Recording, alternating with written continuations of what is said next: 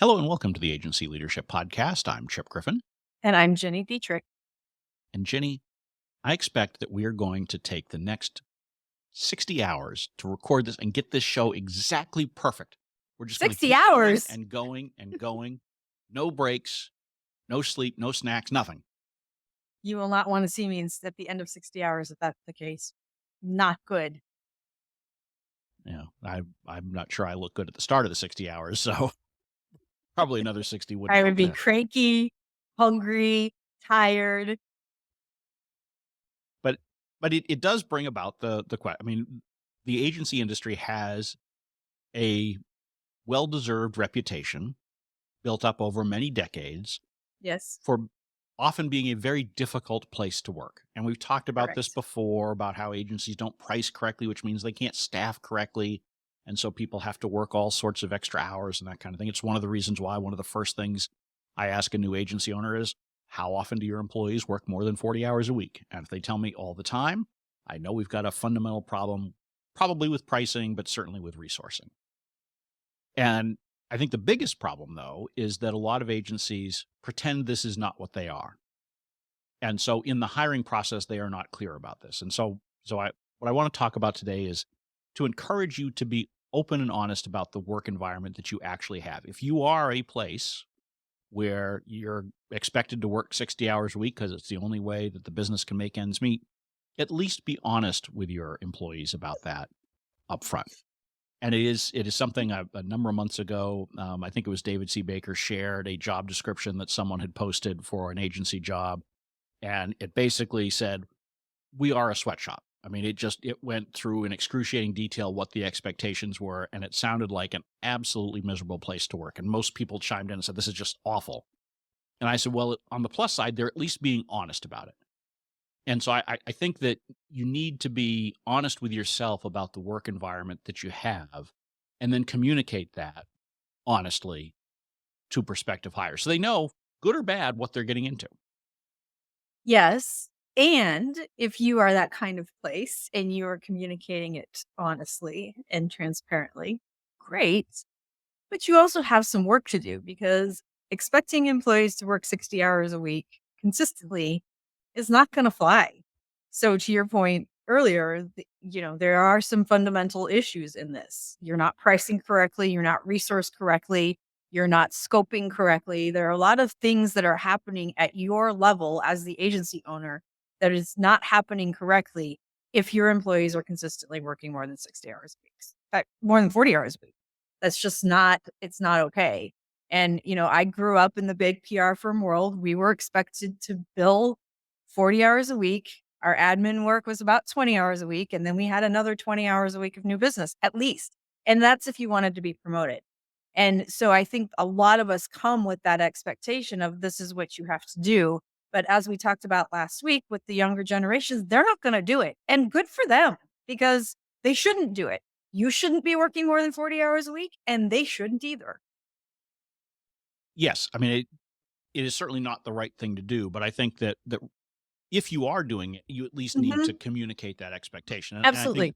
Yep. expectations for new hires, it's not just around the number of hours or the working conditions or that kind of thing. If there are other things that people have had concerns about, you should get that out on the table during the hiring process. So, for instance, when I was in public affairs, when I was doing hiring, I would always be very direct about the kinds of clients that we were doing work for to make sure that if anybody had any discomfort with the issues that we were dealing with, we got that out in the open from the beginning. Yep. Because, if you're going to work for a political candidate or something, it's often very obvious what they do. And so you Yep. can make that judgment before you even apply. When you're talking about public affairs firms, oftentimes nobody really knows who the clients are, or they don't have a good understanding as a prospective hire. And so I always tried to make sure they understood these are the kind of industries we're working for. These are the kind of challenges that they have that we're often dealing with. Does that work for you?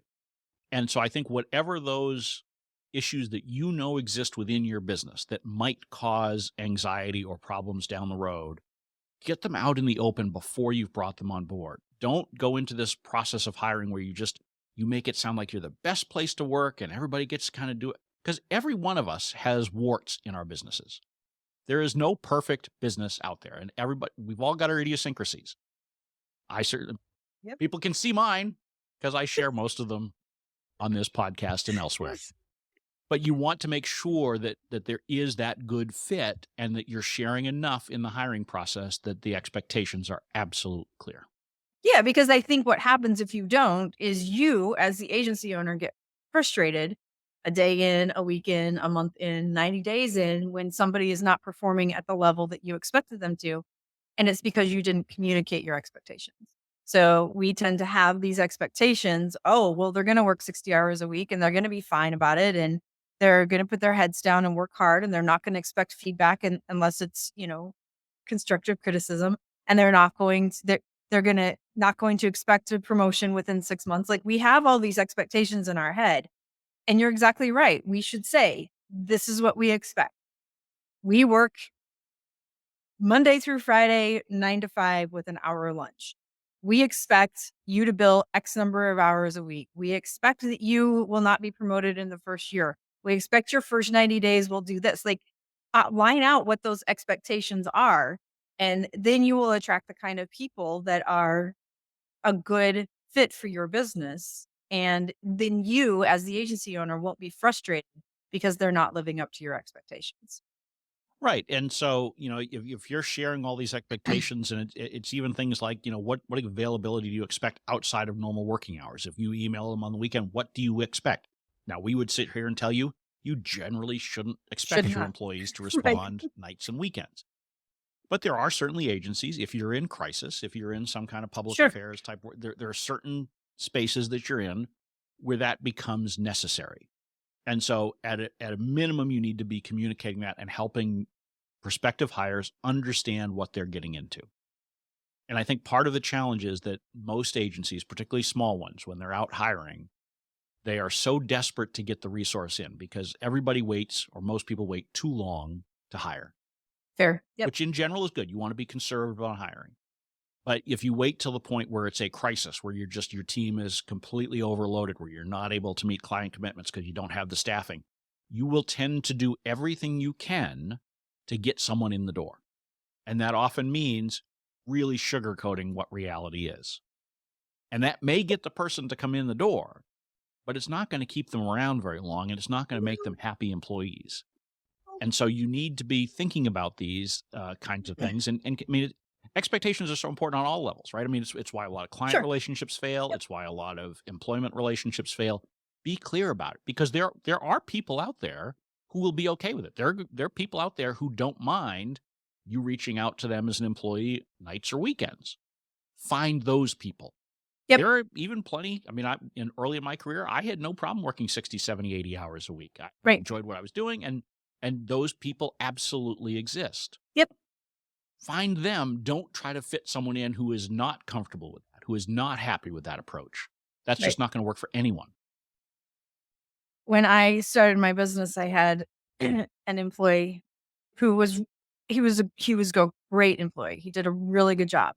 He also loved to leave for afternoon Cubs games, which was fine. Like, I didn't have a problem with that. But I learned very quickly that I had to set the expectation with him that if you were going to leave for an afternoon Cubs game, your work had to be finished. You had to meet your deadlines. If you had a deadline tomorrow and it wasn't finished by the time the Cubs game started, you can't leave for the game. And and I didn't outline that as an expectation because I didn't realize that that was one that I had until it happened that he had a deadline on a Thursday and he left on Wednesday at 12:20 to go to a 1 o'clock game and he didn't get his work done. And it caused some major issues. So my point is that you're going to evolve this as well. Like, things will happen where you have an expectation and the employee doesn't realize it. And then you have to go backwards and say, okay, because this happened, this is how we're going to work it next time. And he was super pissed at me. I said, listen, I'm not your mom. I don't want to be your mom. I don't want to babysit, but the work has to get done. Your client work has to be done and your deadline to your teammates has to be finished. So if you want to go to the Cubs game, by all means, have at it. We're flexible enough that you can do it, but the work has to be done. He was super pissed at me for a couple of weeks, but it gave us the opportunity to put that out in the open to everybody else too. We're talking right now about doing a 4-day work week, and we're all communicating about what that would look like.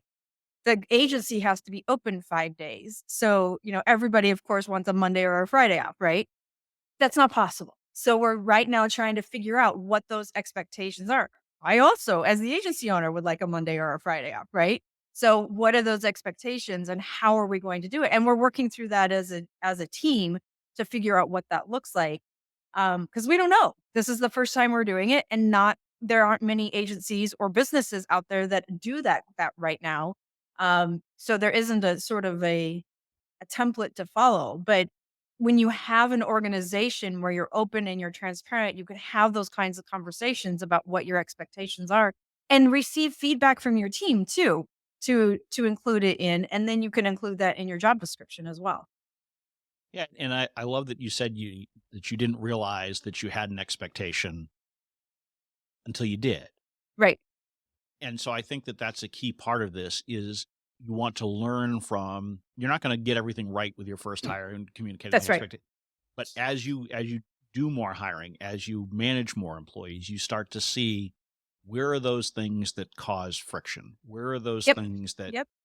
you become frustrated with so that you can then work on setting the expectations or explaining the situation even from the beginning. And so for me, there one of the things I've learned over the years is you have to be really clear with people when you're hiring if there is a bunch of work that's not going to be enjoyable that they have to do, right? So when I ran Custom Scoop, one of the roles was reviewing sources and configuring newspaper sites to be set up in our system so that they were accurate and all that. And it was mind-numbing work. And so, what we tried to do was create roles where that was only a percentage of the day and the individual was doing something else because we learned that you couldn't just have someone You do that can't do that. Yeah.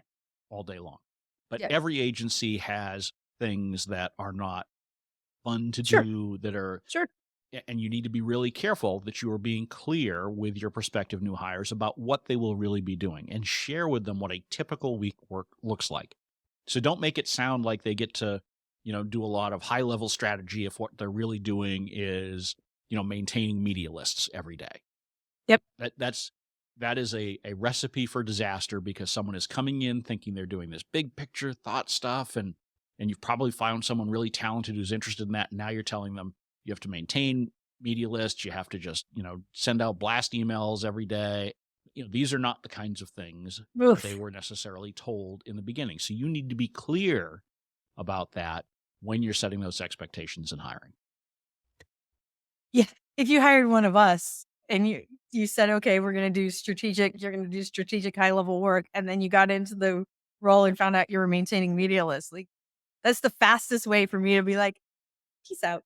Yep. That was fun." No freaking way. Right.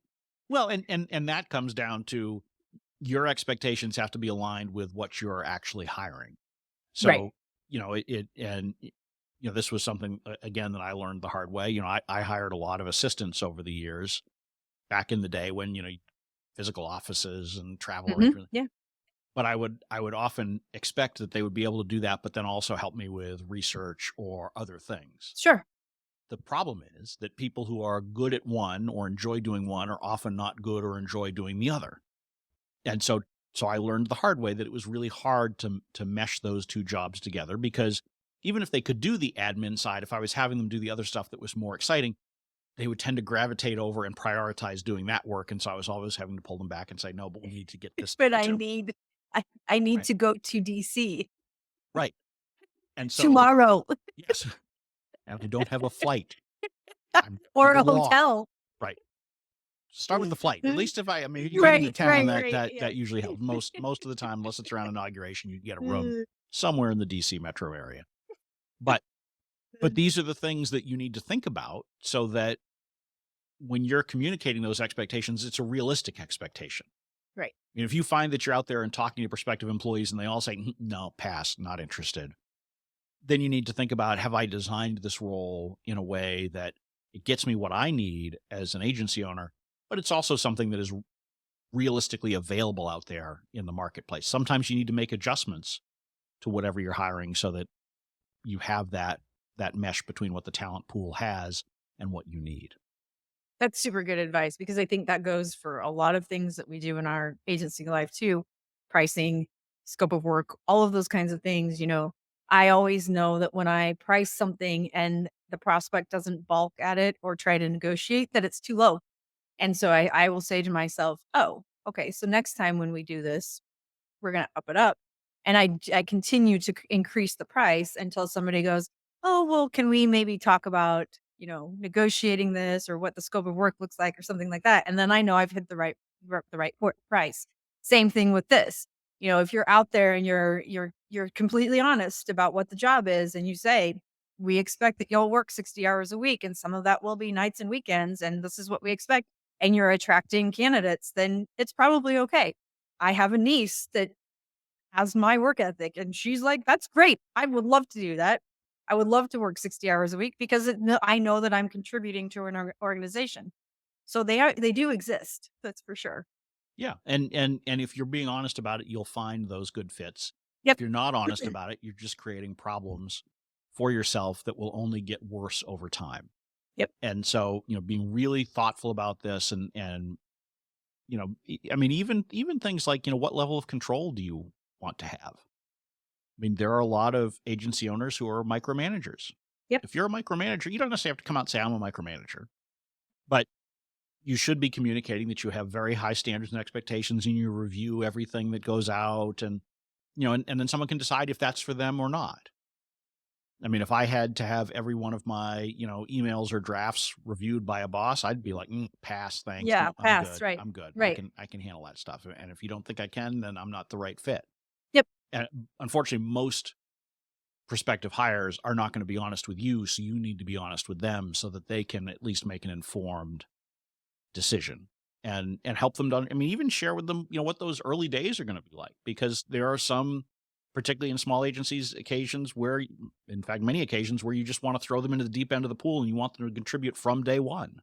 Yep. If that's your expectation, communicate that. Yep. There's a certain kind of individual who'll be fine. Sure, absolutely. Day one, throw me right in. I'm happy to jump into a client call on day one.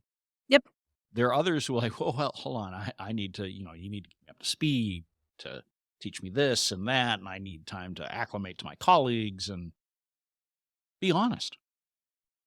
Yeah, that's really good advice. Actually, I'm gonna make sure that a client of mine listens to this because putting in there that you have a way of doing your work, that it's the agency's way, that you're going to be expected to do it that way. And that does include the owner reviewing everything that goes out the door.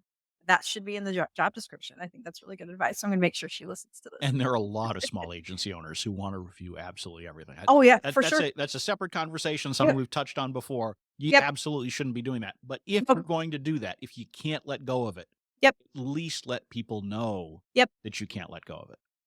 And the last piece on expectations that I would say is I think you need to be really clear about your expectations around compensation reviews and Yes. how you Promotions handle and that. yep. Yep. So you oftentimes I will see a hiring manager who's got someone coming in and they say, well, I'd really like to be making a little bit more than that. And you say, well, but we'll review it within, the first 90 days or something like that. If you're going to do that, first of all, I don't love that. But if you're going to do that, make it clear that it's not every 90 days it's going to be reviewed. Right. Because presumably that's not what you mean. What you mean is, Correct. we'll do a 90-day check-in, review it, and then, we'll go on to annual after that or something like that. But helping people to understand what they should expect in terms of reviews, of compensation adjustments, what your structures are regarding bonuses or any other things like that. Make sure they understand those. They may not, particularly if you're hiring newer workers, they may not be savvy enough to know what they should be asking. Right. And so instead of hiding it, you're better off volunteering it to them and help them to understand, what does the total compensation package look like and how often do you review it going forward? Yeah, I actually think that's another subject for another uh, episode as well. But we've talked about helping them understand how the agency makes money. I think showing them how much the compensation package is, because so many, especially young professionals, come into the workforce and they're like, "Oh, this is my salary," and they don't take into account all the other things that you're paying for too. So, I think the point here is be very clear about what it is, be very clear about what your expectations are, and be honest. Like, there may be things that kind of suck right now and you're trying to change it, but be honest about that and say, this is what we expect right now, and we'll continue to evolve as we grow. And if there's something you're not comfortable sharing, that's probably the first thing you ought to share. Probably. And probably the first thing you should change. Generally speaking, yes. Yep. Well, with Mhm. that, my expectation is we're going to draw this episode to a close because we've run out of time. The So, the expectation then. and I'm going to hit the stop record button in just a moment. So, I'm Chip Griffin, I'm Jenny Dietrich. and it depends.